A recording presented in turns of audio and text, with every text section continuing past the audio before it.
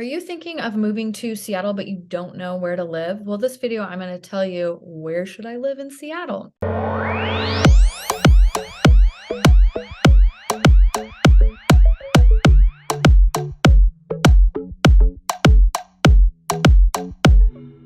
Hey everybody, my name is Tova Williamson, and on this channel, I shoot tons of videos of what it's like to live in the Seattle metro area.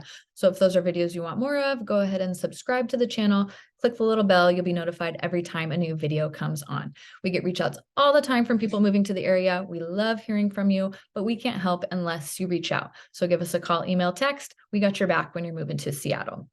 So this video, I am going to talk about where should I live in Seattle. We get calls all the time from people moving to the area and they're trying to figure out what neighborhood they want to live in, what area, what suburb. And so these are kind of some things that I talk about with people that reach out of like where to help them kind of narrow down where to live in Seattle. So the first thing that always comes up is budget. Like how much do you have to spend either on rent or a home to purchase a home? Seattle is not a cheap place to live.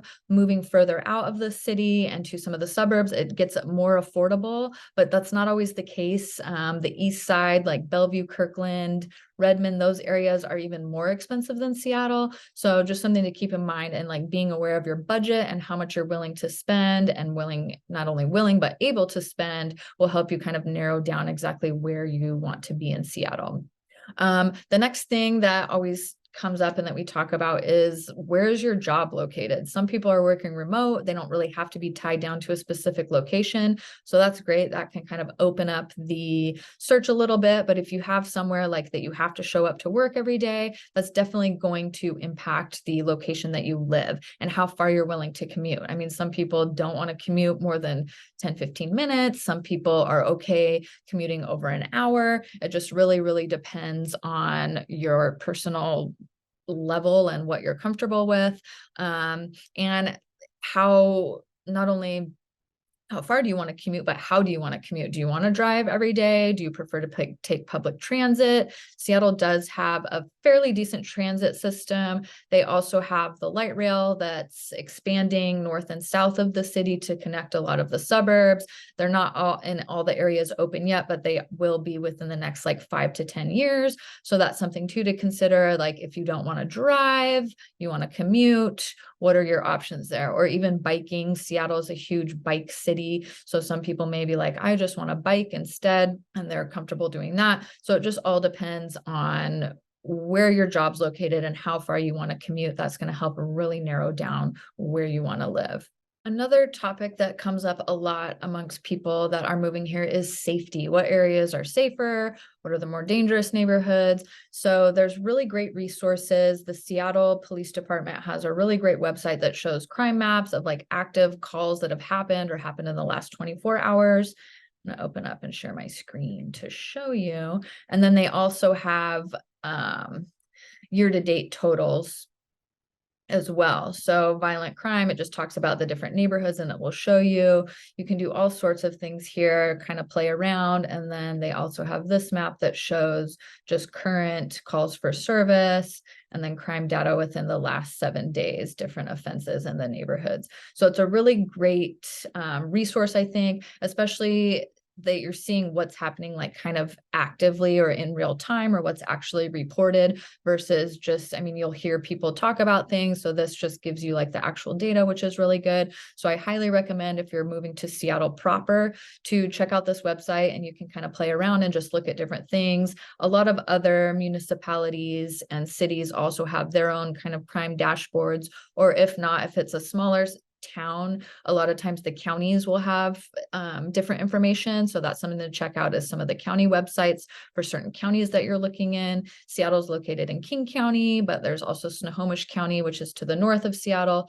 Pierce County is to the south of Seattle, and then Kitsap County is to the west. So any of those areas, you can also find some good information. There's also a website called Neighborhood Scout that has some kind of good info too about different neighborhoods and different areas about crime ratings. The only thing with those websites, I'm not sure how often they're updating their data, if it's like active within the last week or month, or if it's a little more historical data too. But those are all really good resources to look at and to see just about some of the areas that have more crime or less crime, or the type of crime. Maybe you feel comfortable living in somewhere if there's high property crime, which we see a lot of in Seattle. So just some things to think about, but those are some really great resources to check out for safety ratings and crime maps in the area.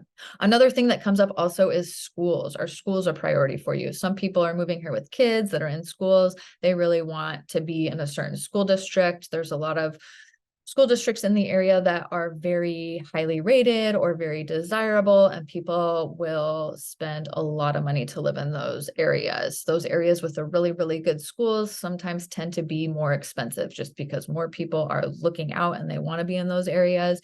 And so then the prices go up because more people want to move to those areas. So just something to think about. Schools are a priority. There's a couple websites, niche.com and also greatschools.com are two different ones that will rate schools based on certain, criteria. They rate it based on test scores, like student to teacher ratio, diversity, different things. So it's a good resource to look into, and that can come into play too for some people on where they're going to live is based on the school districts. Other people maybe don't care, they don't have kids, so whatever, they're a little bit more flexible on where they want to live, but a lot of people are very into specific school districts. So just something to keep in mind.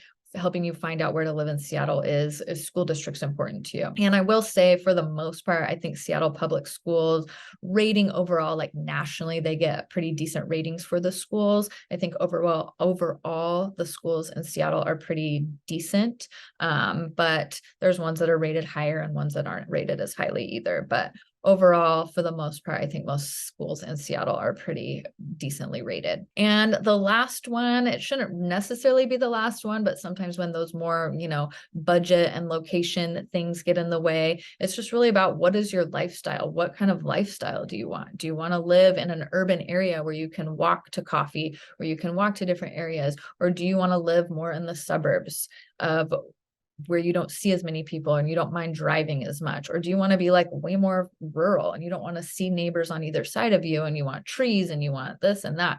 So that's something to think about. So Seattle has all the bases covered. They have urban, they have suburban, they have rural, at least the Seattle metro area. So the city of Seattle is very neighborhood centric. There's different neighborhoods all around, and people are very into their neighborhoods. And some neighborhoods are very family friendly and family oriented and a lot of kids and families. Others are more young professionals and more nightlife going on. Others are a little more kind of rural or a little more spread out, feeling more suburban. So what kind of lifestyle do you want is another big question that comes up. So Seattle proper here, you're mostly going to be fairly urban, suburban. There's not a lot of rural living directly in Seattle, but then as you get further out, there's some areas that are definitely more rural.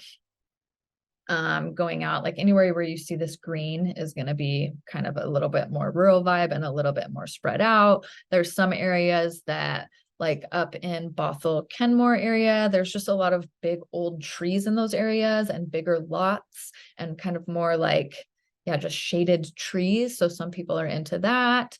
Some areas that you go to, it's been more demolished and there's new construction going on where it's just a lot of houses all lined up, a little more kind of pre-planned communities. So there's all sorts of lifestyles in the area that you can attain here. I think they've got all the bases covered. And if there's a certain specific areas that you're thinking of, I shoot a ton of videos on this channel about different neighborhoods, different cities in the Seattle metro area. So check some of those out too. And if you're thinking of moving to Seattle metro, give us a call, email, text. We got your back when you're moving to Seattle.